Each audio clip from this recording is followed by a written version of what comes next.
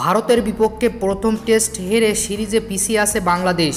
সমতা আনার লক্ষ্যে দ্বিতীয় টেস্টে মাঠে নেমেছে তারা। টেস্ট সিরিজ শেষ হলেই মাঠে গড়াবে 3 ম্যাচের টি-20 সিরিজ। এই সিরিজে বাংলাদেশের জন্য বড় চ্যালেঞ্জ অপেক্ষা করছে বলে মনে করেন রিশাদ হোসেন। আজ রবিবার গণমাধ্যমের মুখোমুখি হন টাইগার এই ক্রিকেটার। এ সময় রিশাদ বলেন, ভারত তো সবসময় ভালো দল, মনে হয় টি-20 র্যাঙ্কিংয়ে 1 নম্বর দল ভারত। ওদের সঙ্গে খেলা অবশ্যই চ্যালেঞ্জিং। আশা করি আমরা সিরিজ জিতে আসবো ইনশাল্লাহ। প্রস্তুতি ওইভাবে হচ্ছে, আমরা কেউ মনে করছি না সিরিজ জিততে পারবো না। ইনশাল্লাহ আমরা সিরিজ জিতে আসব।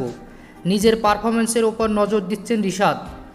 আমরা ওইভাবে অনুশীলন করছি এবং উইকেট তো আমাদের হাতে নেই।